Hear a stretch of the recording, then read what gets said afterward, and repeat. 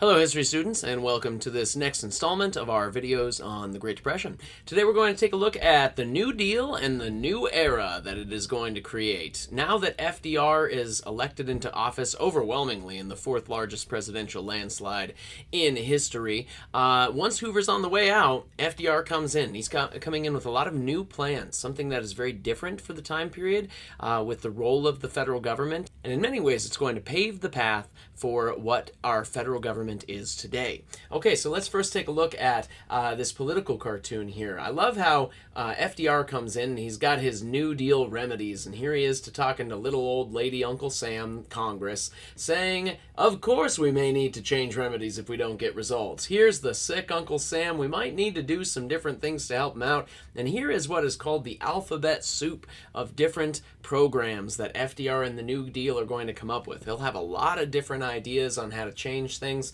Some of them will work, some of them will fail miserably, quite frankly. A lot of them Congress or the Supreme Court will shoot down, but the fact is that he's willing to try. Remember the famous quote that he gave in the election season, that he is not always going to get a home run when he gets up to bat, but the goal is the highest possible batting average. We can definitely see him doing that here once he gets started with the New Deal. But first, after the election, there's a time period where the election takes place in November, but FDR is not going to take office until March 4th, because at that time, that was when the president was inaugurated into office and would do his inaugural address and swearing in. However, that is a long time between the election in November and the time in which the president will take office in March, and this is going to spark one of the worst periods of the Great Depression, because so many people are panicked about what's going to happen with the state of the economy, while Hoover is essentially a lame duck president. So it's a time period that we call the interregnum of despair.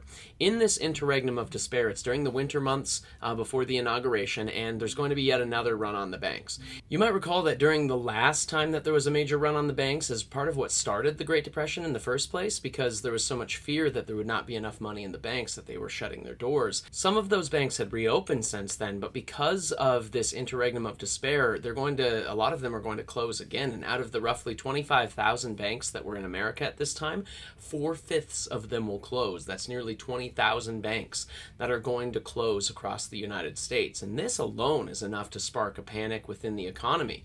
And Congress is going to learn a lesson from this, that in future elections there should not be such a long delay between the election and the bringing in of the new president. So what this will do is end the lame duck presidency by bringing in a new constitutional amendment. And this amendment, the 20th Amendment, is going to make it so that the presidential inauguration will take place rather than March 4th, as it always has been. It's going to be moved up to January 20th now. But that 20th Amendment, of course, is not going to go into effect until after this event. So let's go back to March the 4th, 1933 for a second.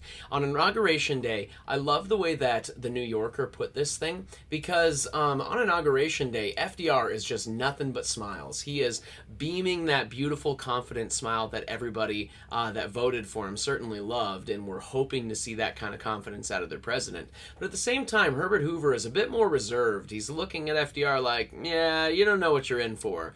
Okay, but remember, Hoover, who said he was going to try and emphasize confidence, was anything but confident, whereas FDR comes in on day one with exactly what the American voters wanted to see. He comes in with confidence and poise, and he gives one of the greatest speeches in American presidential history.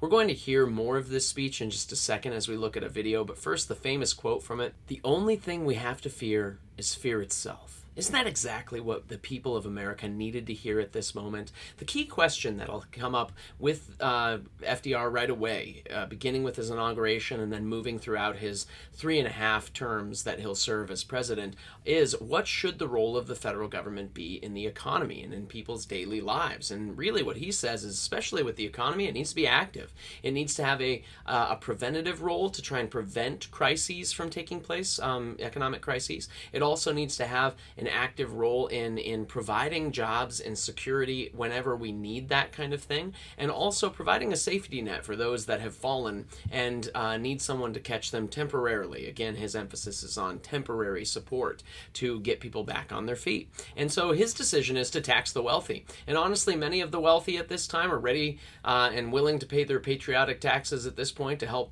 get the country out of this problem because they're suffering from it too. But at the same time, that's going to be something that certainly some of them didn't want to see, because this former policy of cutting taxes to the wealthy in order to let it trickle down, the money trickle down to the rest of the economy, wasn't working under Hoover. So FDR says, let's tax the wealthy. Let's tax that upper 5% especially. And the result is, more than anything else, he will restore confidence. You can love FDR, you can hate FDR. It kind of depends on how you feel about things today with current issues, like if you like big government, if you don't like big government. FDR, of course, is the one that gives us that. If you like taxing the wealthy in order to help promote progressive reform, you'd like FDR today. If you don't like that, not a fan, right? So love him or hate him, we all got to remember that the number one thing he will do is that he restores confidence. Whether or not the New Deal is all that successful, in many ways it's not, he will at least restore confidence to the American people to get us back on the move. Let's take a look at how.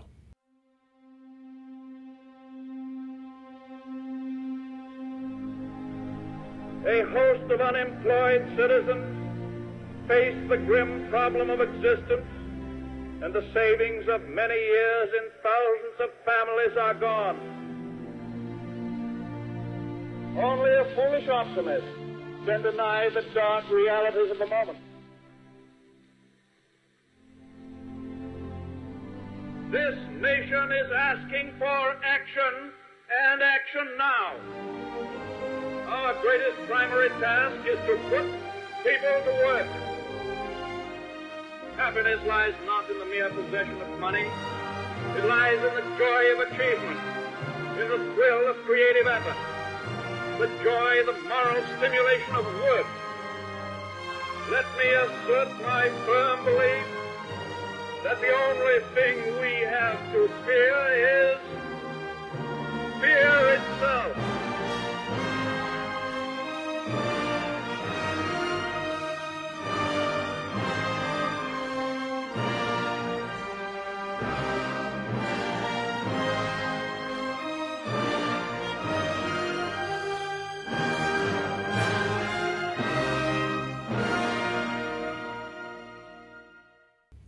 People want action and they want to see it now. That's what we're seeing out of the federal government. You saw some workers that are being sent out by the government given jobs to build infrastructure. This is one of his big plans. So first, let's take a look at his first 100 days in office. The first 100 days of any presidency are seen as kind of the guide to what the rest of that president's term of office will look like. So if they're really active and doing a lot of successful things in their first 100 days, you can bet they're probably going to do that throughout. And then usually if that president is not super active, not doing a whole lot, still trying to figure out the ropes in the first 100 days, that's a good sign they're not going to be a fantastic president, just kind of the way it goes throughout history. So these first 100 days, everybody's kind of waiting to see what's FDR going to do. First thing that he and Congress will do together is repeal prohibition with the 21st Amendment to the Constitution. Thank the Lord, many of these people are saying, running around, give us our beer. They're carrying signs saying, thank you, FDR. Well, the reason he's doing it is not because he wants people to drink. I mean, obviously, alcohol is a depressant. Maybe during a time of Great Depression, it's not the best thing to drink, but whatever.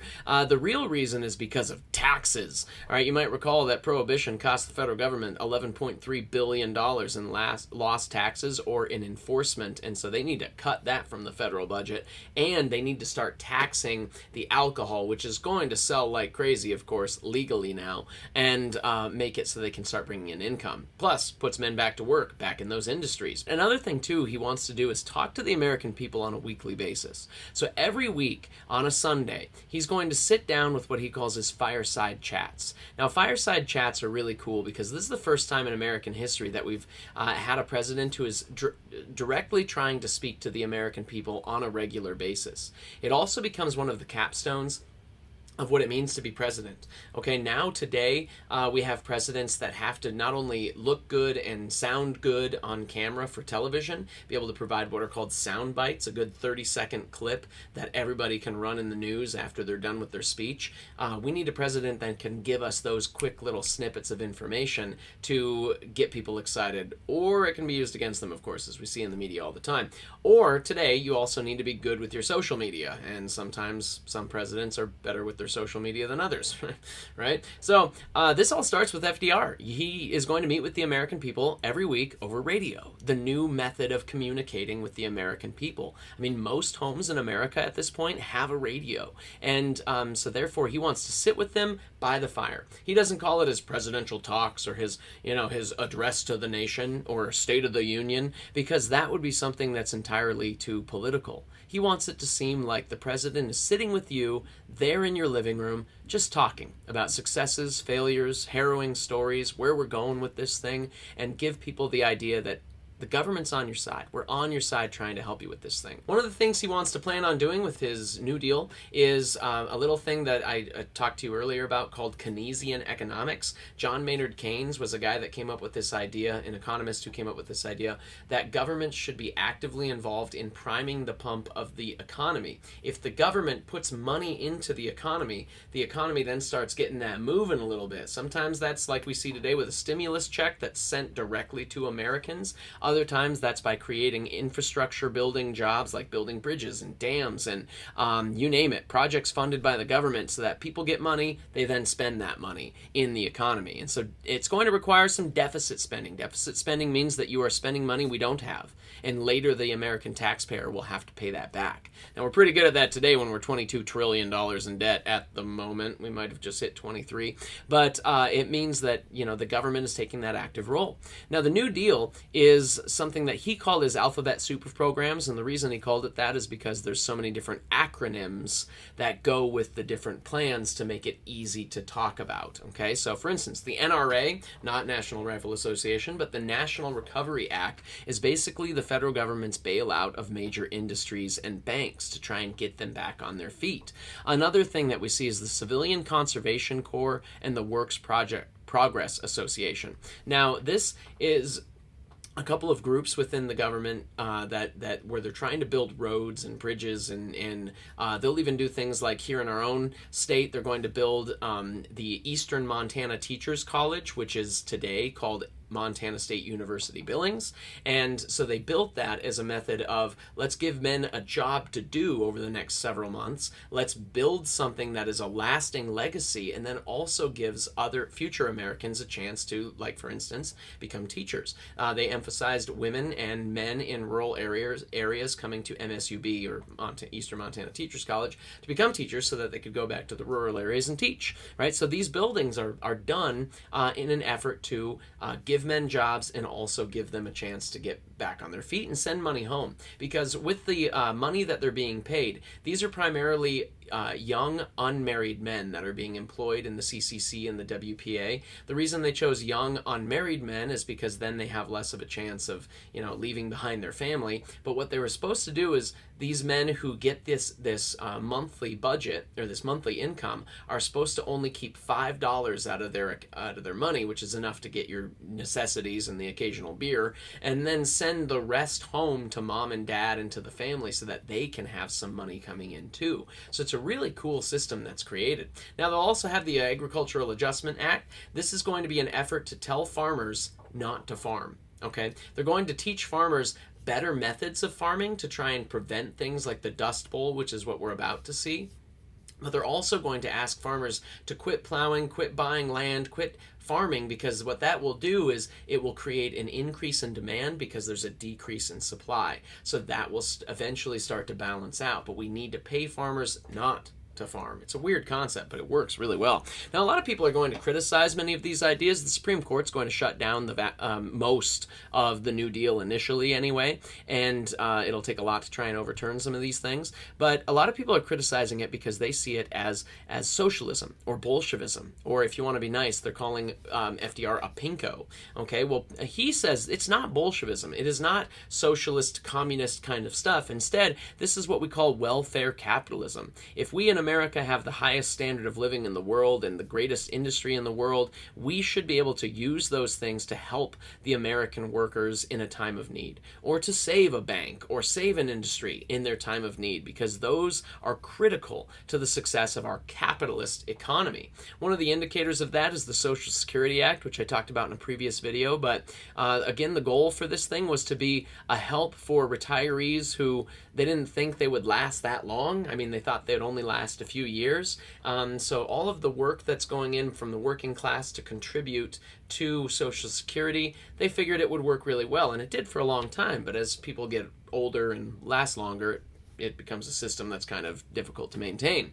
All right, now the reception for this, as I said, there was a lot of criticism against it. You know, some people hated the New Deal because they saw these guys standing around with shovels and saying, well, that's what my tax dollars are paying for, men standing around doing nothing with shovels, or my tax dollars are going to helping farmers who aren't farming, and they didn't like it. Well, there's other people that absolutely loved it. Like Captain America, for instance. If you're a fan of America, you better be a fan of Captain America. The first Captain America comic book came out in 1941, and the backstory for Captain Steve Rogers talks about how he was born on July 4th, 1920, to a family of Irish working class people who were laid off during the Great Depression and then got jobs because of the New Deal. And so it's very New Deal heavy, very like pro-Roosevelt. Roosevelt's helping us kick some Nazi butt kind of thing. Very anti-Nazi, anti-fascist. We'll get into what those terms mean in our future videos. But Captain America loves the New Deal, and so do I. Opposition to the New Deal is going to come primarily from the Supreme Court, because the Supreme Court, they blocked 11 of the first 16 New Deal reforms. So there was nothing at this time in the Constitution about limiting the number of Supreme Court justices. Traditionally, throughout American history, it's always been 9, and it still is today. But FDR started to think, well, you know what, since it's not in the Constitution that I can't add even more Supreme Court justices, maybe I just will and see what they think. You see, he had this little thing that they're going to call court packing. Roosevelt was looking at the Supreme Court in 1933 and saying, you know what, these guys are old, okay?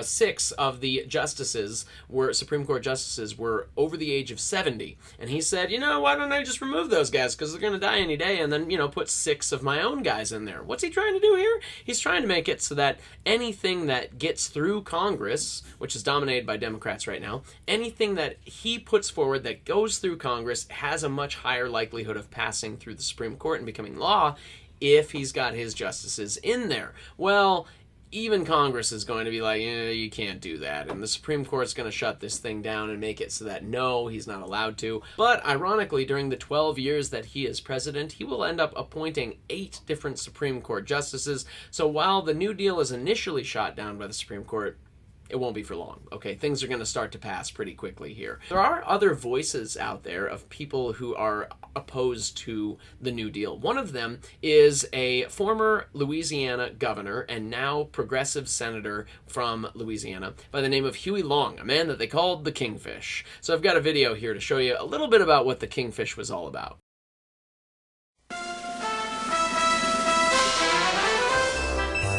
Long believed a speaker needed to entertain to be effective. All of his speeches are marked with humor, colorful language, and a forceful delivery. Long would occasionally hold press conferences in his pajamas.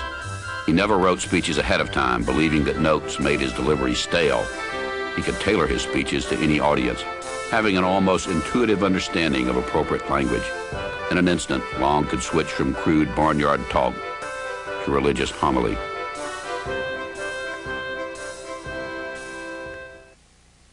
Journalists loved to quote him, and radio stations would compete to offer airtime. His message was simple. America must redistribute its wealth.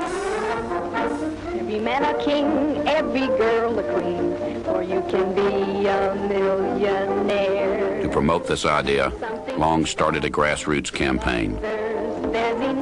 This effort was not to be taken lightly. By 1935, over 7 million people had signed up, and nearly 20,000 new members were joining daily. Just before the end of the fall session of Congress, Long spoke to a group of staff members on Capitol Hill. According to the tables which we have assembled, it is our estimate that 4% of the American people own 85% of the wealth of America, and that over 70% of the people of America don't own enough to pay the debts that they owe. How many men ever went to a barbecue and would let one man take off the table what's intended for 9/10 of the people to eat? The only way you'll ever be able to feed the balance of the people is to make that man come back and bring back some of that grub he ain't got no business with.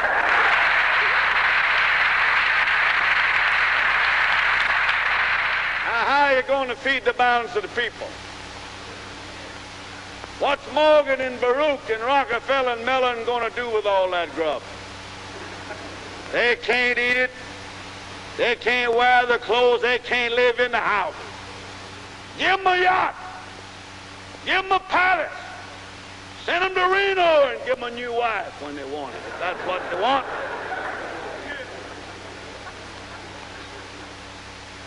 But when they've got everything on the God's living earth that they can eat and they can wear and they can live in, and all that their children can live in and wear and eat and all their children's children can use, then we got to call Mr. Morgan and Mr. Mellon and Mr. Rockefeller back and say, come back here. Put that stuff back on this table here that you took away from here, that you don't need. Leave something else for the American people to consume.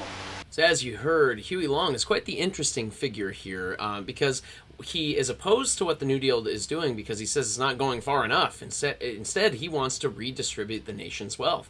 He and the people that were working with him, there's a very popular grassroots movement here. They came up with the numbers that 4% of the Americans, the super wealthy Americans, owned 85% of the nation's wealth. And he's not off on that number, by the way. So he says it's not fair because it's like going to a barbecue. And when you go to that barbecue, someone walks off with the grub that was intended for the rest of the people. Okay, that's not very nice. And so as a result, the Kingfish here is saying that we need to do something about it. His plan is to take every millionaire so that you are not allowed to have wealth above $1 million, which is still tons of money, especially for the time period. But he says no one is allowed to have more than $1 million in America.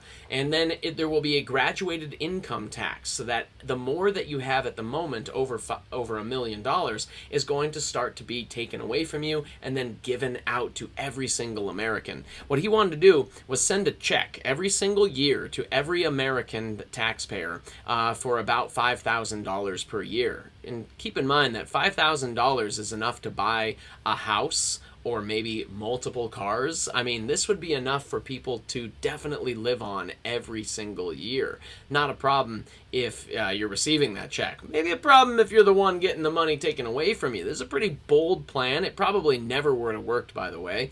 So the fact, though, is that a lot of people love this idea. And so while Huey is not running for president in 1936, he has a candidate who's going to run for the Share Our Wealth plan. And it's a very popular movement. A lot of people are getting ready to vote for this thing because they, too, feel like the New Deal is not impacting them directly enough. They'd much rather get that yearly check to buy a house. Another man that absolutely is going to become opposed to FDR and the New Deal is a man that they called the radio priest. His name is Father Charles Coughlin.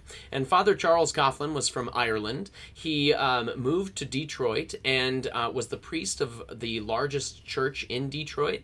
And this was an area that was very heavily impacted by the Great Depression because the auto industry was there and a lot of men laid off because of it. Very high unemployment rates. Now, he had the second most popular, maybe even the most popular radio show in America at this time. It was every Sunday night, and he would speak right after the fireside chats. So he would listen to what FDR was saying, and then he would speak out against FDR every Sunday night. And even, I mean, it wasn't just Catholics listening to this show. People loved Father Charles because he told it like it was, and he had all kinds of interesting things to say. And so he's an interesting character for sure. Now, what's kind of funny about that is that Father Charles was really hoping that when FDR got elected, he liked FDR, and he was like, hey, FDR, let me help you figure out a plan here. I've got a plan on how we can get our money backed with silver, and therefore we're going to fix the economy. I've got all these great plans. And so he went to the White House uninvited to tell FDR about all of these plans.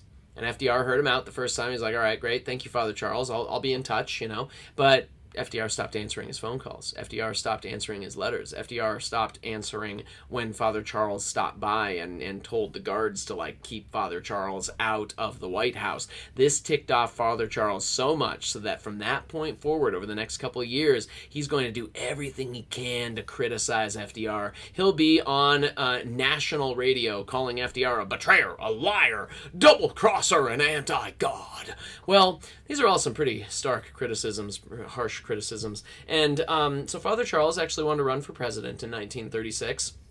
And he teamed up with Huey Long and the Share Our Wealth plan to try and make this happen. And, that would have been illegal for him to run for president, by the way, because he was from Ireland, born in Ireland. And even though he's a naturalized citizen, the Pope over in the Vatican said that there's no way I'm going to let you run for president. In fact, if you do, you're fired from the church. You're going to be excommunicated. So the radio priest had to tone it down a little bit. So he did everything he could to try and run a candidate against FDR. Now, what happened in that election of 1936? Well, Huey Long ends up getting assassinated just about 7 months before the election by someone who had nothing to do with FDR. Was just an enemy from his past, his political past in Louisiana.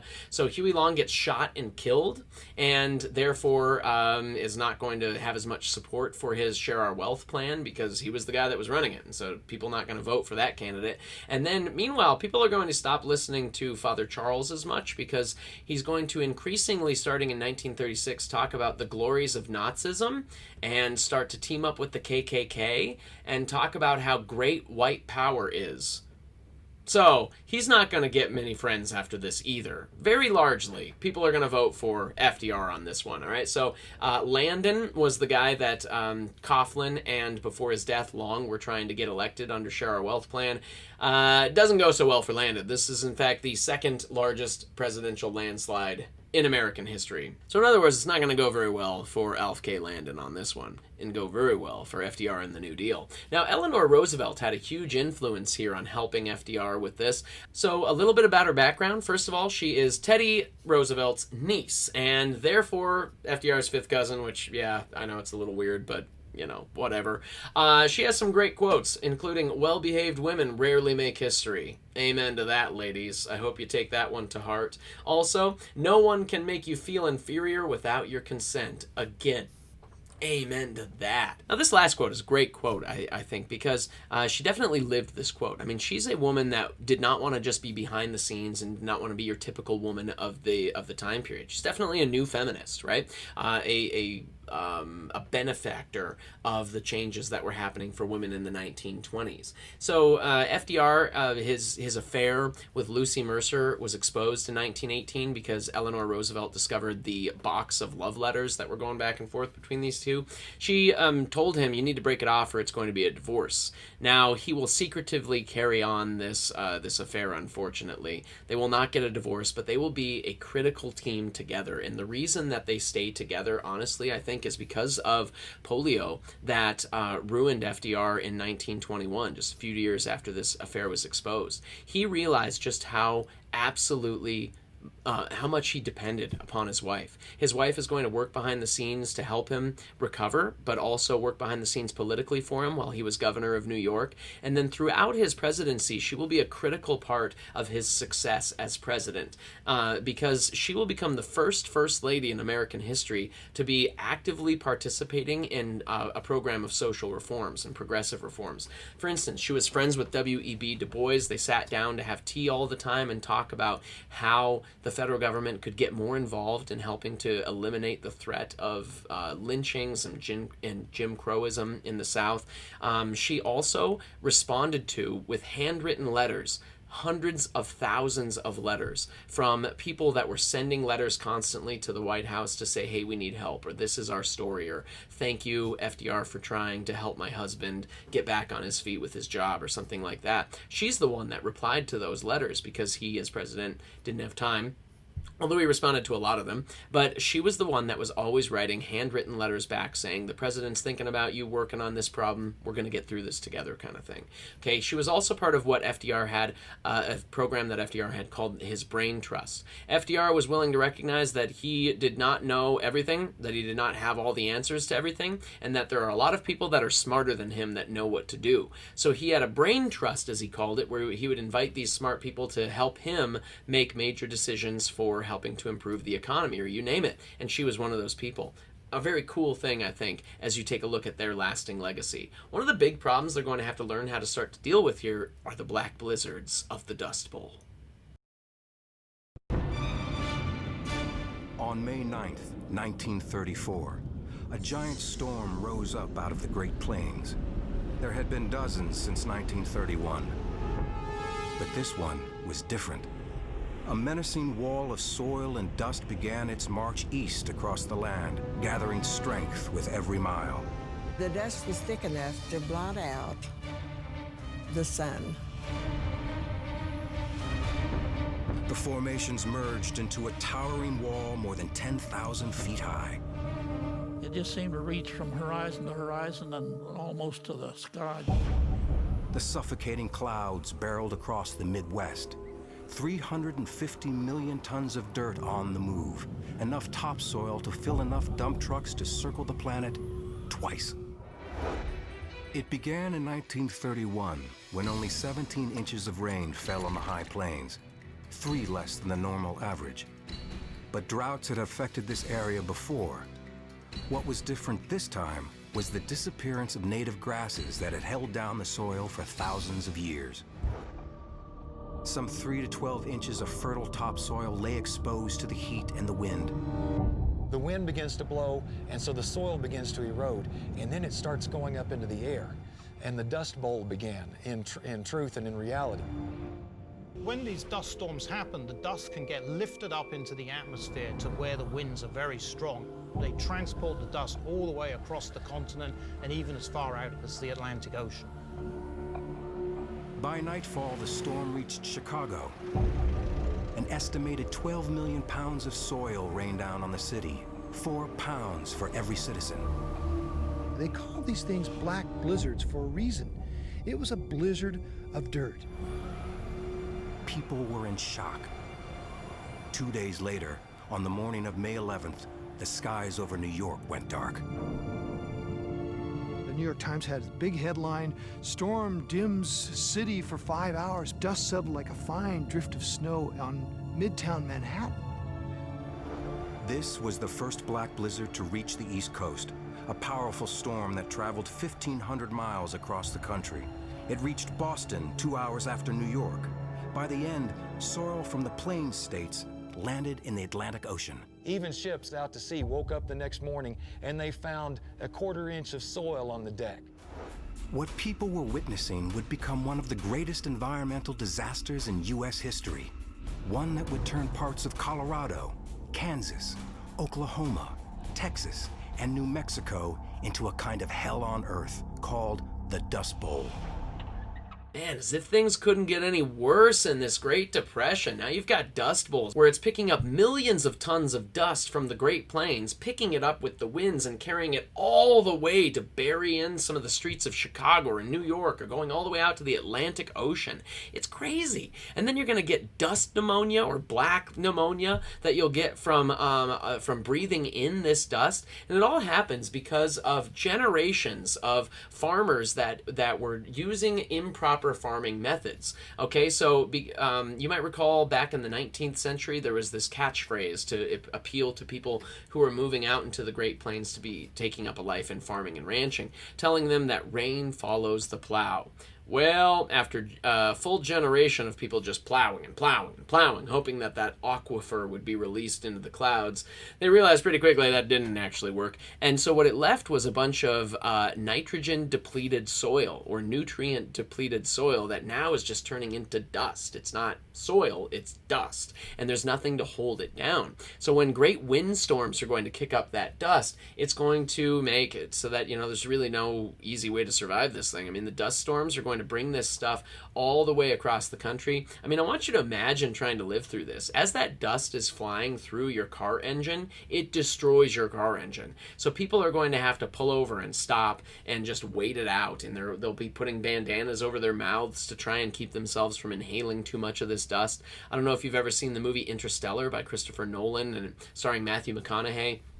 Great movie. And in that futuristic world, part of the reason people want to get off planet Earth is because they're living through this constant dust storm that's going on all across America. And fun fact, by the way, about that movie, the old people old people that are in the film that are giving their testimonies at the end about what it was like living through these dust storms are actually people that were survivors of the real Dust Bowl in American history. So it's just kind of a cool little parallel to Hollywood. But as these dust storms sweep through your home, there's not a lot of great sealing that's going on with your sealant to your windows and your doors, and so the dust easily comes into your home, and you might end up after a couple hours having a pile of dust that's ankle deep or more, depending on the situation, and you don't have a vacuum, you've got a broom, and you're going to have to try and sweep all that out. It's getting in your food, it's in your plates, it's in your face, it's ugly. And if you're a farmer, you can't pay your bills. So even with the government stimulus that's coming in from the AAA, the Agricultural Adjustment Act, it's still not enough, because many of these farms are being foreclosed upon by the banks that want their demands met. Now, this is going to lead to a time period known as the Okie migration. Okies were people who it started in Oklahoma, where they were hit probably the worst by the Dust Bowl. Although this thing went all the way from Texas to North Dakota to Montana.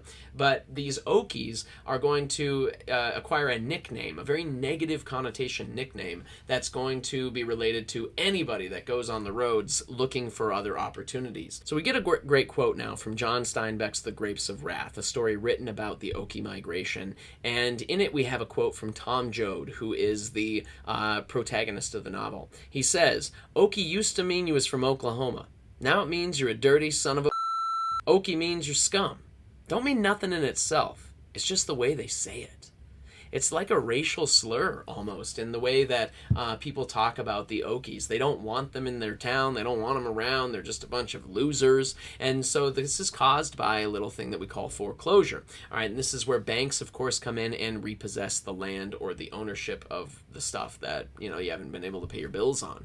Now, one of the people that's going to document this is a female photographer by the name of Dorothea Lange. Dorothea Lange was hired by the New Deal to go out and take pictures of people that are living through this Great Depression, because they wanted to be able to send pictures back to convince Americans this is what your tax dollars are going toward. This is the human suffering that's going on. To those of you that don't know how bad the Great Depression is, this is what it is. And let's take a look at one of the most famous pictures in American history. This is the migrant mother.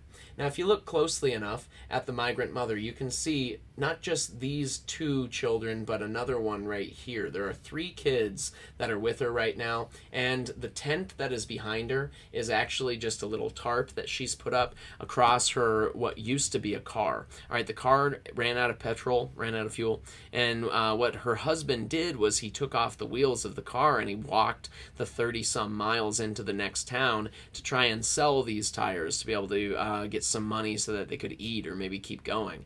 And he hasn't been seen since. So here she is, left with really nothing. And Dorothea Lange just comes upon this scene and says, "May I take your picture?" And she takes several pictures, and they become some of the most famous pictures in American history because the look on her face to me just says absolute hopelessness. Certainly, John Steinbeck's heart was going out to the people in the Okie migration as he wrote The Grapes of Wrath. Now, I'm going to allow Thug Notes to give you a lovely summary of what this book is all about.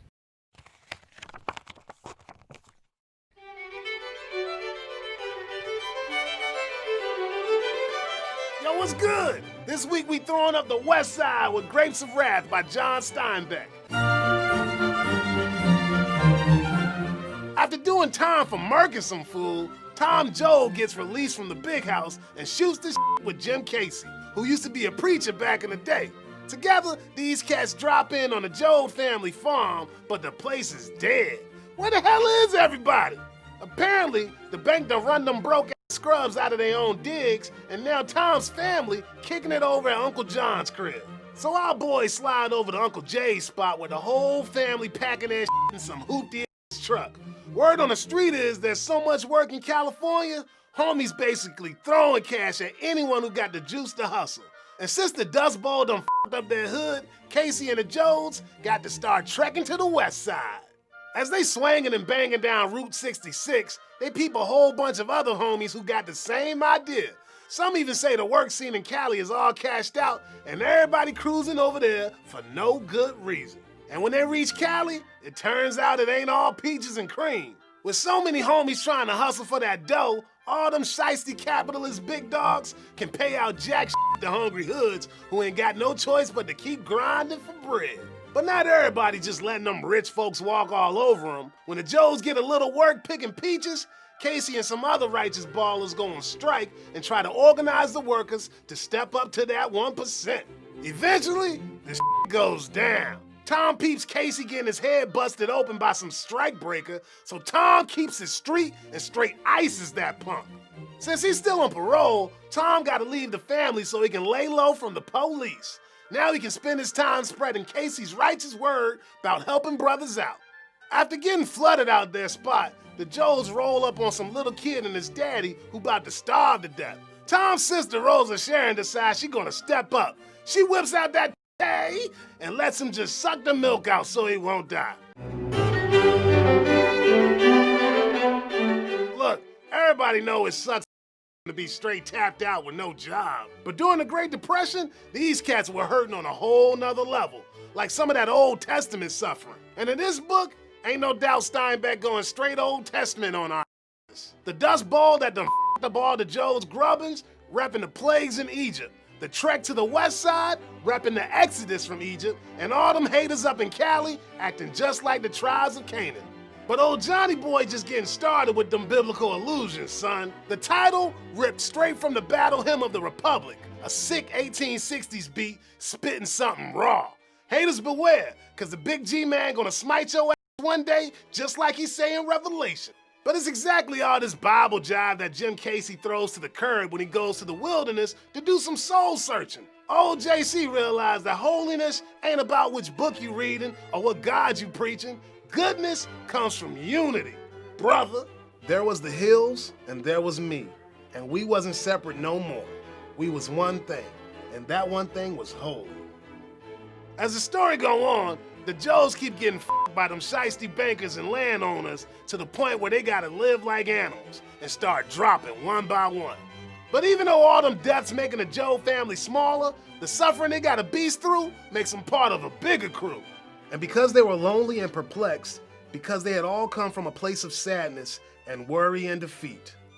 In the evening, a strange thing happened. The 20 families became one family, the children were the children of all. The loss of home became one loss, and the golden time in the West was one dream. The 20 were one. So when Rosa Sharon whips out her to feed that lucky fool at the end, it's symbolizing that she now part of a bigger family, a family of people who've been by the man. There is a crime here that goes beyond denunciation. There is a sorrow here that weeping cannot symbolize. There is a failure here that topples all our success. And in the eyes of the people, there is the failure. And in the eyes of the hungry, there is a growing wrath. In the souls of the people, the grapes of wrath are filling and growing heavy for the vintage. Maybe the American dream of opportunity for all ain't everything it's cracked up to be. The rich get richer, the poor get poorer. Peace.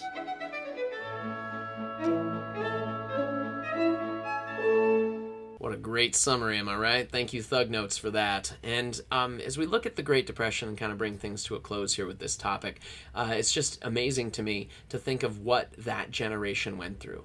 And I think whatever kind of struggles we go through today, we can look at the heroes of our past, the Americans that survived these things, and take hope in the fact that, they made it through that. We can make it through our struggles too. Thanks for watching.